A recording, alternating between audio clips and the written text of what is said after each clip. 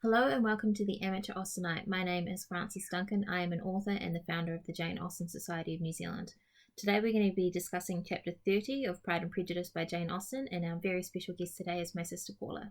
Hi. In Chapter 30, Sir William leaves Hunsford and Mr Darcy and Colonel Fitzwilliam arrive. It's like the beginning of the next part of the book. Because this is the bit where Lizzie and Darcy start talking to each other more like equals, and they're less like strangers.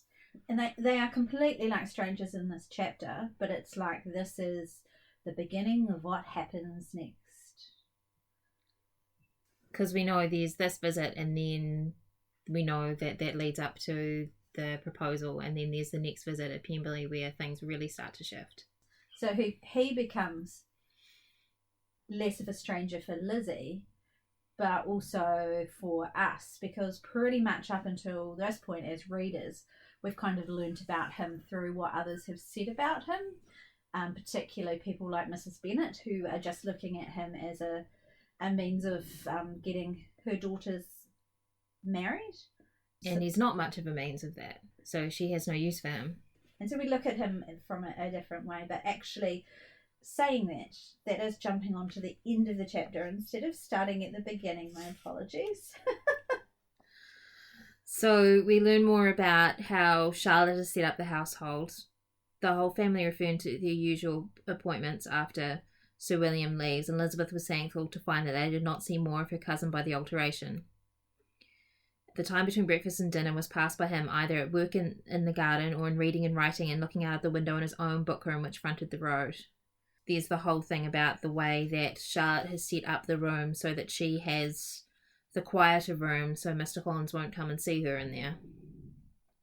Yeah, and I think we talked about that last time, didn't we? How she's really set up life so that while she's married to him, she doesn't have to see him very often or put up with him, which you could see as sad, or you could see it as actually just very sensible because she's made this decision and she has now got some money in a life. Well, she doesn't have any money, her husband does, and so she's making the best of it. Yeah, I think it's a really good example of a woman being able to make themselves happy despite what appears to be their lack of choices. And I'd say lots of women have done that for many hundreds of years. Yeah, I think you see how sharp Charlotte is here. And then we go into a little bit about Lady Catherine sailing out. Whenever the cottagers were disposed to be quarrelsome, discontented, or too poor, she sallied forth into the village to settle their differences, silence their complaints, and scold them into harmony and plenty. I love that quote about her.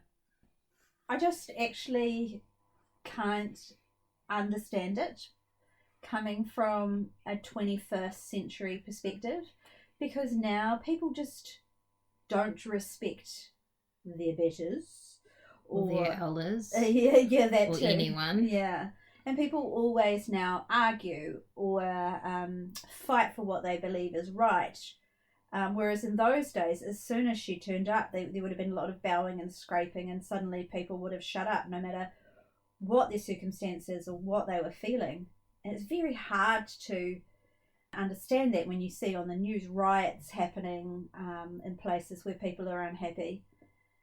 It's just so different to think how this woman, who really would have no idea how these people live, even though she would tell you otherwise, how she was able to shut them up so quickly and so easily.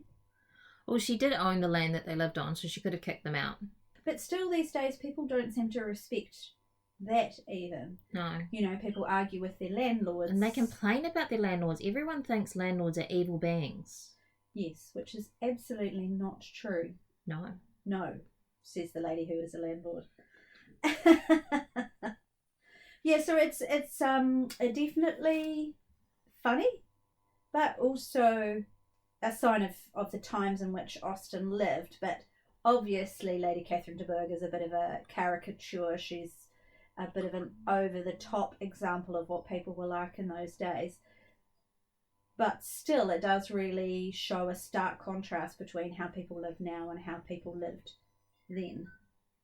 I think the visits show that as well. It's unusual, well, I mean, except for now where I've been staying in your house for 8 weeks or something. Woohoo! It's unusual to go and stay and visit people for weeks or months in an end. Yes, because people now have to go back to work. We have Colonel Fitzwilliam and Mr Darcy come to visit, and you've got to wonder whether their visit is a coincidence that it happens to be at the same time that she's there, whether it's the time that they regularly visit, or whether Mr Darcy's heard that she's there and has decided, I'm going to go and visit now. And I can't remember if that's really answered at any stage. I'm not sure, but we might pick that up as we read along. They come to visit at Hunsford almost as soon as they arrive at Rosings, which is a compliment to Elizabeth. Well, that's the way that everybody reads it, as a compliment. Yes, Elizabeth. even Charlotte at this point is already going, he would never come and visited me so soon. But why do they assume that? That's what I want to know. Before Darcy arrived, Elizabeth is musing about whether, what she'll see when she sees Darcy interact with Lady Catherine de Bourgh's daughter. Because, of course, Lady Catherine thinks that they are going to get married. And Elizabeth thinks that too. Yes. Elizabeth assumes Anne de Bourgh and Mr Darcy are going to get married. I do wonder why they think it's a compliment to Elizabeth that he has come to visit so early on. Lady Catherine, who talked of his coming with the greatest satisfaction, spoke of him in terms of the highest admiration. She seems to think that he's there for her and for her daughter, and I don't understand why they do think it's Elizabeth they've come to see when they go over, well, they come back home again with Mr Collins. Because I think Charlotte's very sharp, and she was watching Mr Darcy earlier and wondering whether he was interested in Elizabeth. I think that happened before he left Meryton in Netherfield. But then he sits there and doesn't say anything. Well, yeah. He does awkwardly ask about her family, but that's all. He's so awkward in company, though. I know, and you feel sorry for him, but at this particular time, before you get to know him, you think, what a dick. Yeah, like, it's how rude for him to come and sit and not speak. I love the description of him. Because there's a description of Colonel Fitzwilliam, who was about 30, not handsome, but in person addressed most truly the gentleman, and then it moves into description of Mr Darcy, who looked just as he used to look in Hertfordshire. Well, like you expect that suddenly he would have changed and looked somehow different. But I think the point is that, he is exactly the same. I think that's what Austen was saying. And I do feel sorry for Fitzwilliam, not handsome. Poor man. But he's most truly the gentleman in person and address. Mind you, then Elizabeth merely curtsied to him without saying a word. She doesn't help him, does she? She doesn't try to talk to Darcy at all. But then she's probably thinking, why should she? Because she's still got Wickham in her mind and thinking all the awful things that... So we were talking this morning about the last time they met would have been the Netherfield ball, where she basically smacked him down and said, what about Wickham? How about how badly you treated him? Yeah, so that's what she's got in her head, hasn't she? About how supposedly he treated this young man who she thought was worthy of being treated better. And I mean, it's not long until all of that comes out. It's kind of good she's still got that in her mind, because we know within a few chapters that's going to be resolved. Things do tend to move actually quite quickly. Like, they've been there a week and then Mr Darcy turns up. So we know they've been there a week because it said Sir William stayed only a week at Hunsford and then he left. Oh no, and then they have another week. Oh, then they have another week. In this quiet way, the first fortnight of her visit soon passed away. And then Mr Darcy and Colonel Fitzwilliam turn up. And I love the way that she enjoys her walking.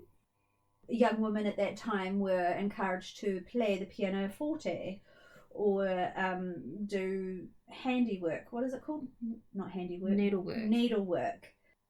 And have pleasant conversation and drink cups of tea. She had great enjoyment out of doors. She was a little bit different to the other young women of her time. And I like the way Austen brings that in here. It helps us to remember who Elizabeth is. I also like the way that she doesn't go to Rosings with the others when they go.